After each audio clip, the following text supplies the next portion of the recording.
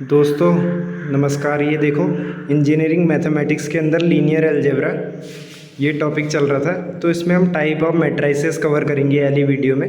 मतलब जो मैट्रिक्स हैं उसके क्या क्या टाइप होते हैं। पहला होता है स्क्वायर मैट्रिक्स। हमें पता है मैट्रिक्स को रिप्रेजेंट ऐसे करते हैं m इंटू एन। m रो होती है और n कॉलम होता है। अगर नंबर ऑफ रोज़ और नंबर ऑफ कॉलम सेम हो जाए, बराबर हो जाए, तो स्क्वायर मैट्रिक्स बन जाएगा। क्योंकि अगर 2 रो है 2 कॉलम तो स्क्वायर हो जाएगा ना, रेक्टेंगुलर नहीं रहेगा सेम। तो ये कहने का मतलब है डायगोनल मैट्रिक्स क्या होती है। डायगोनल मैट्रिक्स जो है ये स्क्वायर मैट्रिक्स में ही आ जाती है। इसके ऑफ डायगोनल एलिमेंट सारे जीरो हो जाएंगे।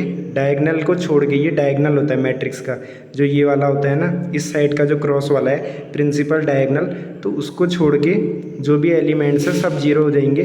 तो उस पर मान लो कोई एलिमेंट्स है ए बी सी, तो ये प्रिंसिपल डायगोनल एलिमेंट्स कहलाएंगे।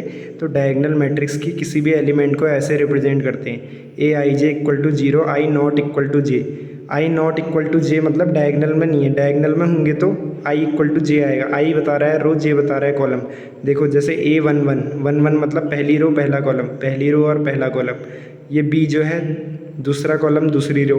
तो आई और जे सेम है तो ए आई जे होगा, मतलब वो जीरो नहीं होगा, अदरवाइज जीरो हो जाएगा। तो समझ गए होगे आप, ये कहने का इसका मतलब है ना।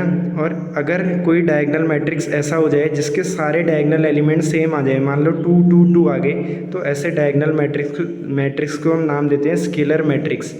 तो भाई अब देखो अगला है आइडेंटिटी मैट्रिक्स।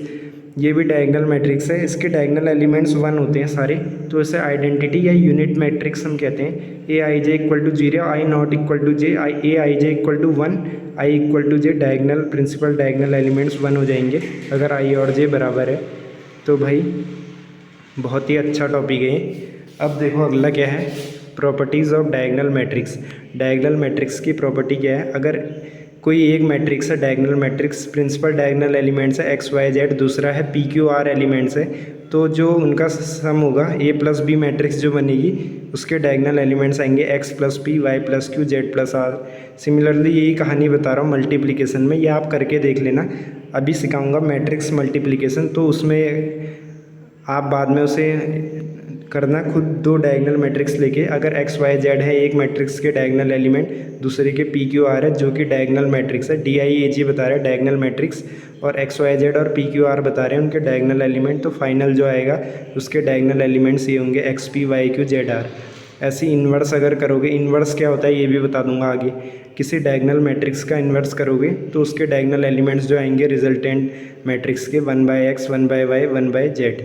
और ये होता है डायगोनल मैट्रिक्स का ट्रांसपोज करोगे तो उतना ही आ जाएगा। ट्रांसपोज क्या होता है, किसी भी मैट्रिक्स का जब हम ट्रांसपोज करते हैं, तो ट्रांसपोज जो है वो जब हम करते हैं तो उसमें क्या होता है, रो को कॉलम में बदल देते हैं। सिंपल ऐसे समझ लो, जैसे A B C D E F G H I ये एक मैट्रिक्स थी, तो ए बी सी अभी रो में है, तो ट्रांसपोज करोगे तो ये कॉलम में चले जाएंगे। A B C, D E F second row थी, सेकेंड कॉलम बन जाएगा, जी एच आई थर्ड रो थी, थर्ड कॉलम बन गया। ऐसे करना ट्रांसपोज, बहुत ईजी है।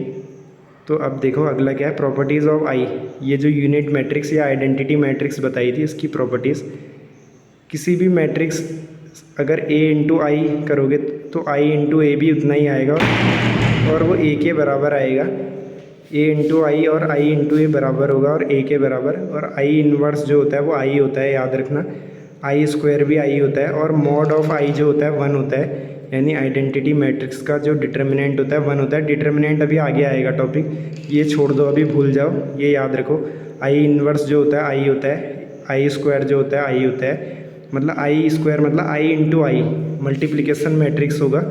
मल्टीप्लिकेशन ऑफ मैट्रिसेस या अगली वीडियो में कवर करूँगा, फ़िलहाल आप इतना देखें, या आगे कवर करूँगा तो आपको समझ आ जाएगा। और ये हमने पढ़ चुके होते हैं 11th 12th में गेट वालों के लिए, तो बेसिक चीज़ है, उतना इसमें दिमाग लगाना नहीं है। दिमाग क्या नहीं लगाना है, ईजी चीज़ है, मतलब अंडरस्टूड होना चाहिए आपको ये पहले से।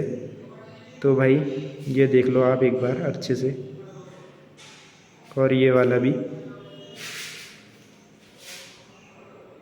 तो इसको अपलोड कर देता हूँ। Thank you.